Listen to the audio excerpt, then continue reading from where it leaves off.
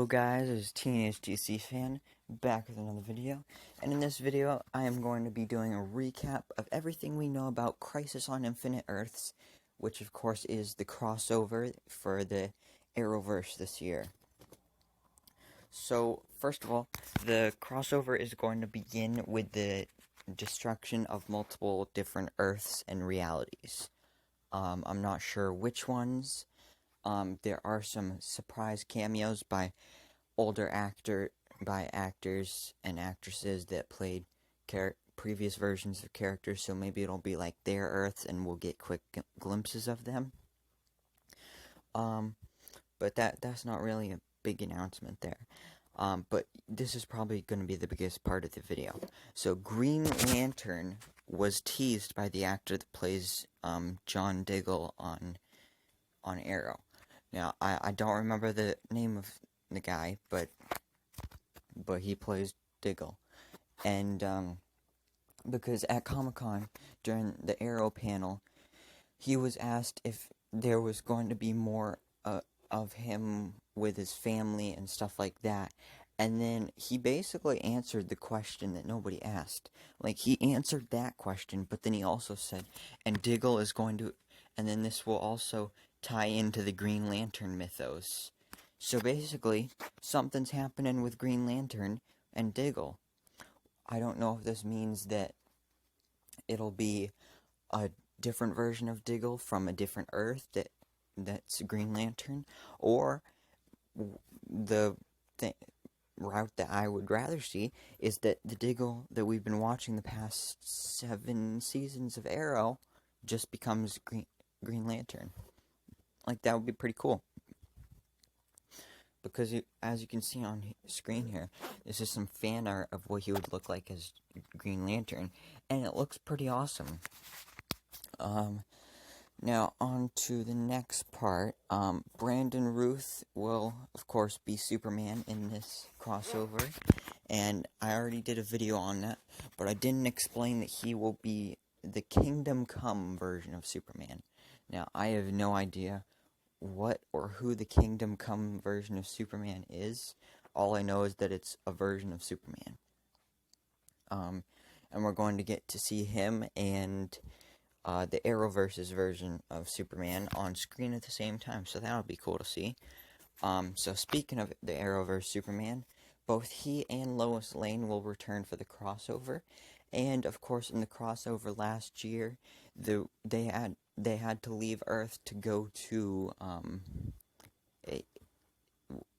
Eros. I'm not sure if that's the name of it, but basically Krypton, like the new Krypton, because Lois was pregnant and she's having a baby, so they went to have their baby there, and now when they return in this crossover, they're going to return with their child. And then also, we got our first look at the Anti-Monitor, which is looking pretty cool.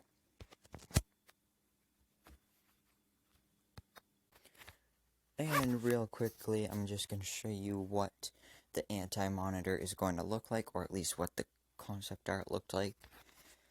Sorry about the, rotation in the screen change, but just gonna have to deal with it, I guess. But this is what the Anti-Monitor is going to look like, and basically looks like what the Monitor looks like, except he's like all gray, and he has like a gold jewel or some kind of diamond relic thing in the middle of his chest that maybe is powering him. He looks kind of like a robot, so that's kind of cool. But then down in the right corner, you can see a Green Arrow, and you can see how tiny he is compared to the Anti-Monitor, and that's basically showing that the Anti-Monitor is basically a giant. So, who doesn't love a giant? I mean, I don't know. But he'll probably be able to change his size and manipulate his size, so we probably won't see him this huge for the whole crossover. But in other news, Burt Ward will appear. So, of course, when I did my video a couple days ago about the Arrowverse reveals from San Diego Comic-Con, I mentioned that Burt Ward would have a cameo appearance in Batwoman. I'm not sure if that meant in the actual series or not, because he's definitely going to be in the crossover. So I don't know if he's going to be in the crossover and Batwoman, or maybe just the Batwoman episode of the crossover. So I guess we'll just have to wait and see on that. And I highly doubt that he's going to play Robin, because he would be a really old Robin, because the last time he played Robin was in the 60s. So he doesn't look like Robin anymore. Also, Lex Luthor will return. Not sure if it will be the same version that was on Supergirl last year, or if it will be a completely different version. I think the version that was on Supergirl last year will definitely return, but we might get some other versions as well, because you don't just kill off Lex Luthor after like half a season of Supergirl. Like, that was just crazy. So he's definitely not dead.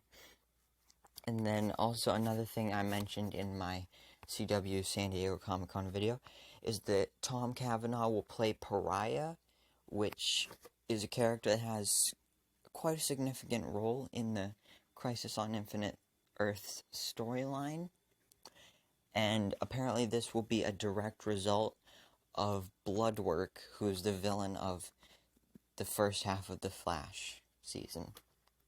And then also, there are reports that Tom Welling might be involved in the crossover, which gets me really excited. And if you don't know who Tom Welling is, he played Clark Kent, aka Superman, on Smallville, which is probably one of my favorite TV series ever. Although I haven't seen the whole series, because when it was actually on TV, I was too young to understand it, and I just got bored with it. But now, recently, I started watching the whole series because I have it on DVD. So I've been watching it, and I'm in the middle of season 6, and I really love it.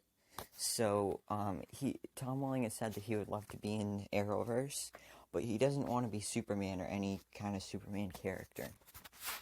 He says that he'd like to play a darker character like Batman, which I think would be an awesome character for him to play. It's definitely different from other roles that he's played, but I think it can make it work. And it would kind of tie into Batwoman, because of course in the crossover last year we found out that Batwoman has been guarding Gotham City because Bruce Wayne left years ago and there's no Batman anymore. But also, the Monitor will appear in the season premiere of The Flash. And remember, that's the Monitor, not the Anti-Monitor. This is the Anti-Monitor. The regular Monitor is basically the good guy. It's kind of like they're twins, and one is evil and one is good. I don't know if they're actually twins, but just think of it that way. In other news, Lynda Carter has been confirmed to appear, and she will be playing an alternate version of Wonder Woman. If you don't know who Lynda Carter is, I don't know how you don't, but basically she is the first lady to ever play Wonder Woman in live action. She played Wonder Woman in the original Wonder Woman TV show that was, I don't know when it was on. I think it was somewhere around the same time as Batman, so maybe 60s, something like that, maybe a little after. But she's basically an iconic Wonder Woman. And then, so it'll be like an alternate version of Wonder Woman from a different Earth. Although, it would be cool to see her as a regular Wonder Woman on the Arrowverse, the main Earth in the Arrowverse, because we haven't seen a regular Wonder Woman, although she's kind of a little old to be a regular Wonder Woman, so I don't know. Also, John Wesley Shipp may appear. If you don't know who John Wesley Shipp is, he played Flash in the original Flash TV show. He was the first person to play the Flash in live action, and he has made many cameo roles on the Flash, because First, he was Barry's father, and then he came back as Jay Garrick, who's another version of the Flash. And then last year in the crossover, he was actually the same character that he played on the Flash TV series, on his Flash TV series from long ago, and he had like the classic costume and all that stuff. And then that's what I love about like the Elseworlds and like Crisis on Infinite Earths and all this multiverse stuff, is that you can connect like all these TV shows and movies. Like you can take the one Batman show and then connect it to like another Batman show just with the multiverse, and that's because of you can say that a different TV show is just like what's happening on a different Earth. And I think that's a really cool idea. And I think it would be cool to see him return as the Flash that we saw in last year's crossover. Now, the thing about that, and the reason that I think he may return, is, well, first of all, spoiler alert, if you have not read the Crisis on Infinite Earths comic book storyline, I haven't either, but, I mean, if you're not going to read it, then you wouldn't care about this. But basically, in the comic book, the Flash dies. Now, just because that happens in the comic book doesn't mean it will happen in the crossover, because they've even said that they're doing a very loose adaptation. Like, they're just taking the key moments of the story and then making the rest theirs. So, also, they're not going to kill off the Flash, because then they couldn't keep going with his own TV show, because it would be kind of stupid to have a Flash TV show without the Flash. But also, another thing, actually, I didn't even finish what I was talking about. So, I think that they might bring back the John Wesley Shipp version of the Flash, and maybe he'll die instead of, the Grant Gustin Flash that has his own TV show right now. And then that would be a good way so that they could have the Flash die, but it's just not our version of the Flash.